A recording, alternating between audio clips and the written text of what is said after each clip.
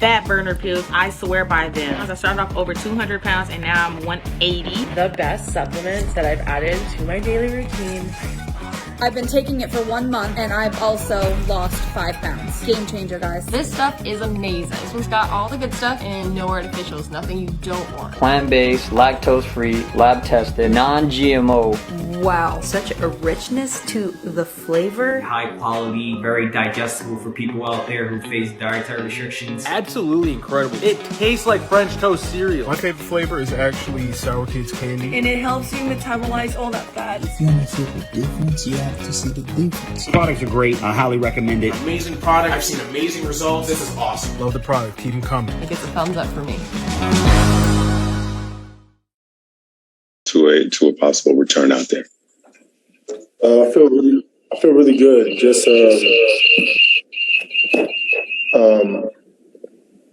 trying to get my conditioning back.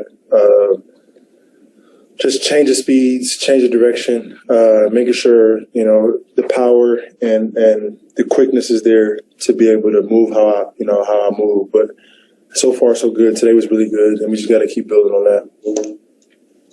We see how involved you are, how engaged you are on the sidelines during games. Players have praised, the communication that you have.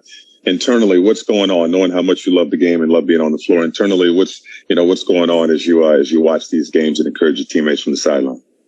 I feel like my voice is very, very important, to the team. Obviously, on the court, it's a lot better. But while I'm not, active and able to play, I think my voice can be very, very impactful. It's just trying to help guys, give guys nuggets here and there on what I see, and ultimately to help our team be better. And I think my communication can go a long way. So just try to stay involved as much as I can while I'm not physically out there to be on the court. But, it's been tough. It's been very difficult, especially for me, just being out for the longest I've been, my whole career. So I just try to stay involved, try to, keep that positive energy and, keep my voice involved. Brian Lewis with the New York Post. Brian, you're muted. Hey, James. How you doing? I am curious what, it's a two-part question. What is the actual next benchmark, I guess, that you have to hit in this rehab and this return? And secondly, are you fairly confident that by playoff time that you'd be ready to play? Very, very, very confident. I guess the mark that I have to hit is the work that I did today. I have a couple of those without any feeling, and that's pretty much the mark. But I'm very confident that I'll be back before postseason. Yeah. Greg Logan with Newsday.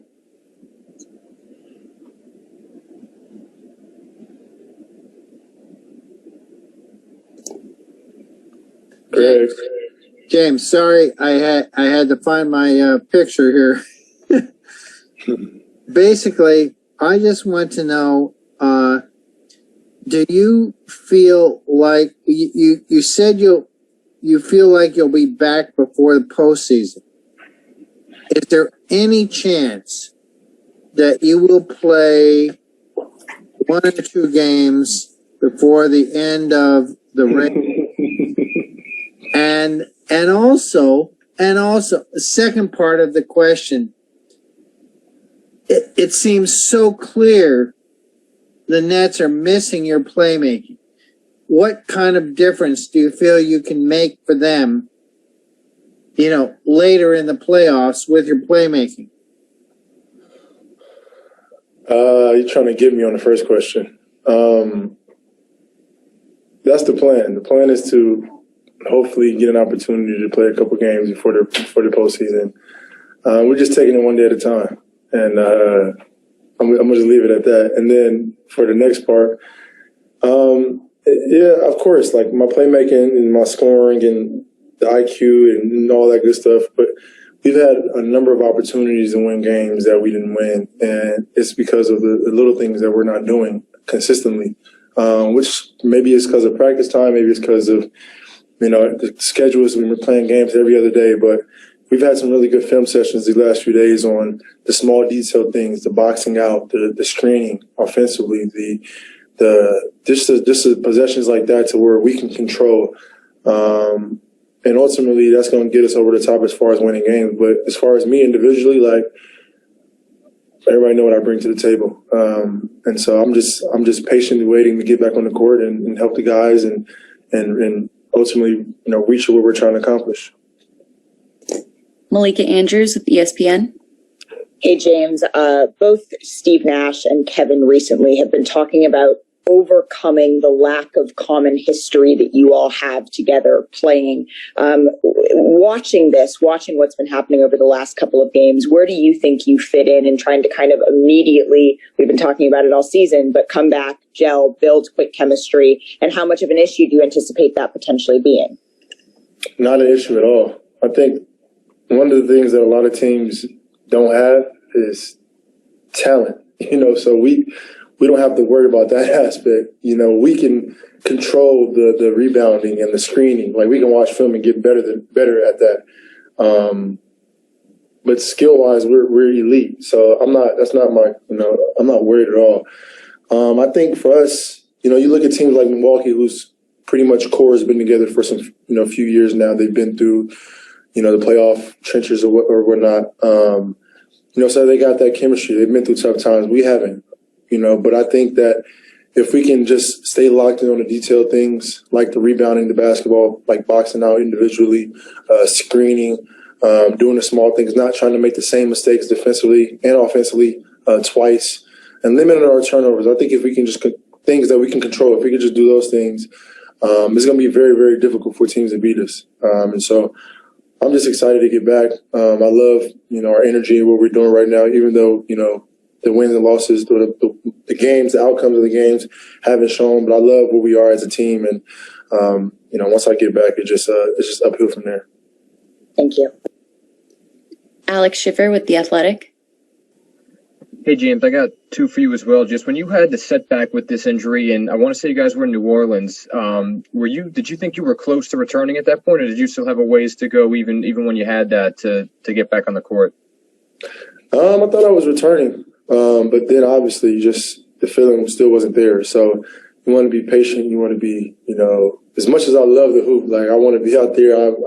I want to be out there, but you got to be smart. And for me, it was just, all right, let's knock this thing out. Let's get this thing healthy so we can make a push. I think, and then for me, at this point in my career, I think, going into postseasons, basically since I've, been in Houston and whatnot, I've been playing heavy minutes, whatever, just carrying the load.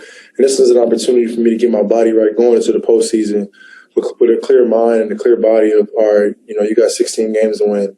And that's the ultimate goal. That's, the reason why, I came to Brooklyn. So just kind of give me an opportunity to sit back, think a little bit more and get outside of myself and show the expression and kind of help, my teammates and coaches in any way that I can. And then just my second one, when you got traded here in January, you said you didn't really know Steve that well aside from playing against him. Just what do you think the biggest thing you've taken from him now that you've been coached by him for about 5 months or so? How much of a genius he is as far as basketball. Like this, he's elite, and that's obviously winning two MVPs. But just his basketball mind, his IQ is above the charts, and our communication is constant. Like literally, I think about basketball literally all day. We had a film session yesterday, and we talked about some things or whatnot, and just I was thinking about it the entire day, and I ended up calling Steve last night, and he felt the same way. He was thinking about the game, thinking about the film sessions or whatnot, and we just talked for maybe 15, 20 minutes about things that we can control, things that we need to be better at, things that he's seen on the film or throughout the course of the games, and vice versa. So it's just that constant communication that we're on the same page, that, even though he's coaching right now, he's still a competitor and wants to win. And, he's an unbelievable leader. Christian Winfield with the New York Daily News. Hey, James, how's it going? There's been a lot made of the fact that you, Kevin, and Kyrie have only played 6.5 or 7 games, I guess, total together as a unit since the trade. I'm wondering if you think that's something that you guys will be able to overcome as a trio, specifically you three, just not having that time that you played together, you three, or if you think that's something that, obviously because you guys aren't practicing or haven't been able to practice since there's really no practice time, is that something that you guys are just going to have to deal with and figure out on the fly?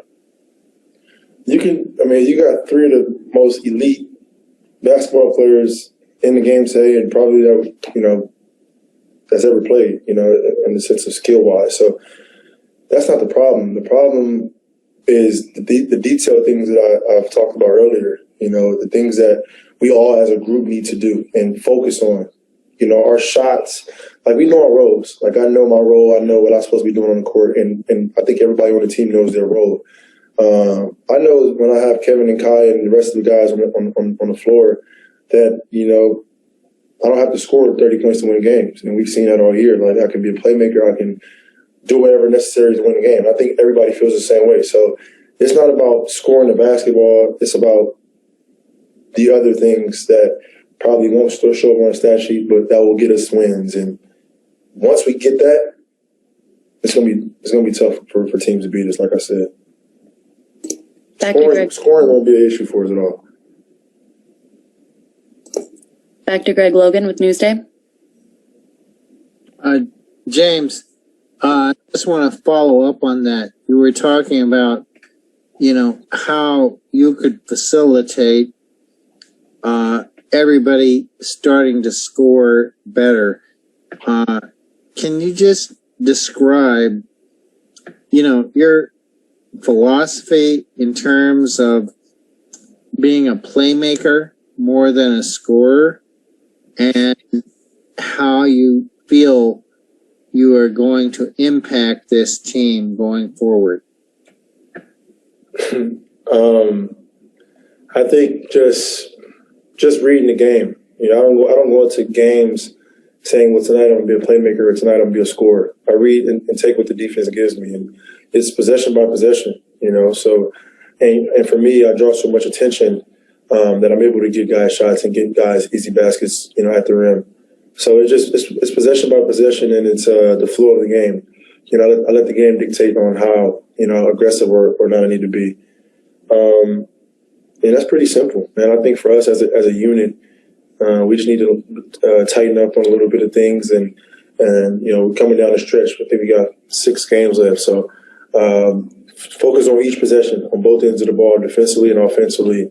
How can we have each other's back? How can we bring energy? Guys off the bench, how can you come in and impact the game? And it's not necessarily just scoring. Guys like Bruce come in the game and change the game defensively, change the game with his energy. And, I had a meeting with the guys earlier today about that, in a sense of, you guys are going to win us a lot of games. Obviously, Kevin, Kyrie, and myself get, a lot of the credit, but, we need, from top to bottom, we need every individual on this team in order for us to accomplish what we're trying to accomplish. And, I made it clear to those guys today that they're very valuable and they're very important in what we're trying to do. So just make sure our energy is up and we're cheering and we're excited for each other, and we're all on the same page. Last question, back to Malika Andrews with ESPN. James, I just kind of once and for all, this absence, the time you've taken away, it's the longest you've been away from the game. Has it changed or affected your outlook on what you think this team can do this season at all? No. I just, no. Like we're sitting in this second spot, and we've had so many different lineups. That right there tells you how great or good or whatever you want to call it that this team is. So once we, I think the most important thing for us going into the postseason is health. And this season has been so condensed. You see a lot of guys are going down because of the amount of games. So I think for us, our mindset is, all right, if we can come to this postseason healthy, we are right there. We got a chance, and that's it right there within itself. So finish these last 6 games out strong. Focus on the things that we need to focus on, things that we can control, and go out there, have fun, and we live with the result. Let's get ready for HoopJab.